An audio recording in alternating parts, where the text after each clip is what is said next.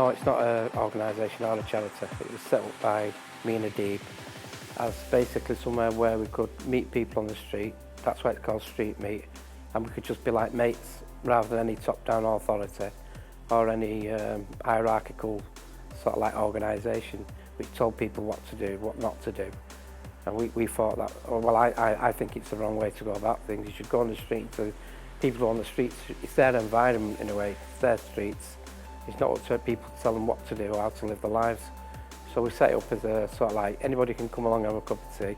We always made a requirement, whoever wants to come along, they're quite welcome, except fascists. You know, that was simple as that, or racists. Yeah, my name's Paul Kelly. I haven't got any titles, I'm happy with that. 53 years of age, and I'm a former coal miner. I worked at Agecroft Colliery in Salford, and I trained at Parsonage Colliery near Leigh. And we started the soup run up. It was me and Adeeb from Saffron Restaurant. We were just sitting down one night. What it was, when I left the pit, I used to work for an homeless organisation in Manchester. And I met a lot of people on the streets during the course of that work that I did, voluntary work. I'm doing a soup run, what was called red light work, in other words, doing a needle exchange and, you know, for heroin users and drug users on the streets. And red light work, which was meant prostitution, giving out condoms and health advice, things like that, you know, and supporting people who were in trouble. And I left that for a few years because looking after my partner who was quite unwell. But I still kept in contact with a lot of people on the street, so they were like mates really. And they come up to us a few years ago and they said, well, we've got nowhere to go on a Tuesday, everything's shutting down, we can't get through. So we sort of saw a niche in the, not market, in the position that people were in where they had nowhere to go on a Wednesday. So me and Adeeb, we were sort of like the driving force. We decided to set up a soup run at All Saints near St Augustine's Church on Oxford Road, and it's just been going since then.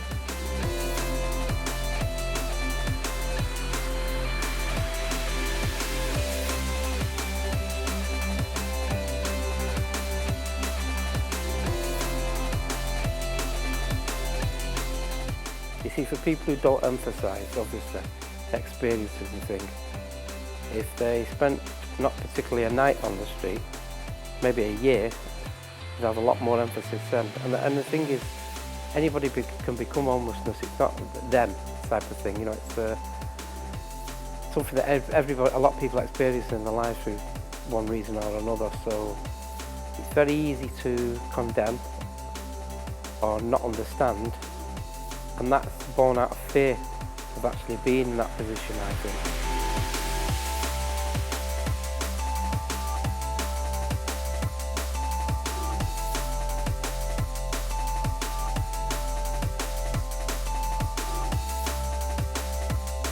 We're not going to change the world by having a soup run.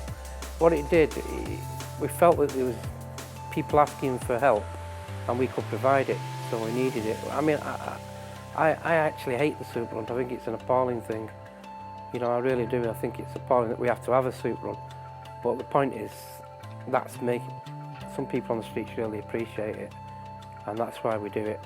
But it's not a political action to expose homelessness or fight homelessness or launch a campaign group. It's just basically a meet where we can meet and talk to people and help people if they need it, if we can give the help. And we can't accomplish miracles. You know, we have limitations, so you have to be prepared for that as well.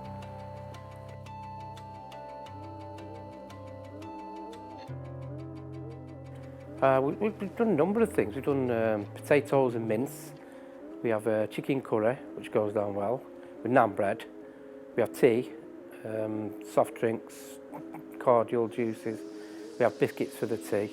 We've had rice, food. We have different ones. Whatever we get donated from our friend, the butcher, we'll use lamb, beef, mince. Varies the food.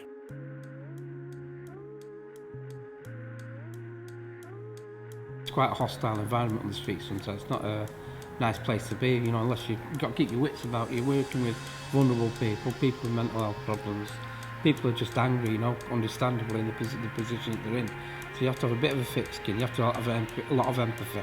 And I'd say be a good listener. So I had that experience in the past, so, you know, I brought that experience in doing what we do today.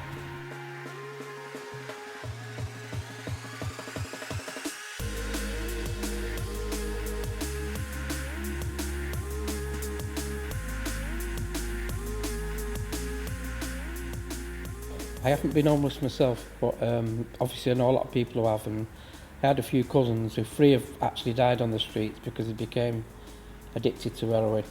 And one died last year, and it's quite upsetting really, but he was found in a lockup in Ancoats in Manchester. He'd been there 3 months, dead, and he'd been eaten by rats. So they only identified him by his fingertips. Now that's family. See, the other thing about actually coming from Salford, working class lad, I was meeting a lot of people who I grew up with and who went to school with, and the next thing you're seeing them on the streets. Now that hurts, you know, that really hurts, because you see people as they were, and that's what I'm saying again. A lot of them people led certain lives that were quite, what should I say, normal. They wouldn't have envisaged going on the streets, but because of circumstances, that's where it's led them to being on the streets. That's upsetting. You know, seeing your friends on the streets or your relatives, and sometimes you can't do help to help them, because if you've got mental health problems or drug addiction problems, you can't help them. They need specialist help, and that specialist help isn't there. The detox isn't there, you know, the support isn't there, so it's frustrating as well, so very frustrating.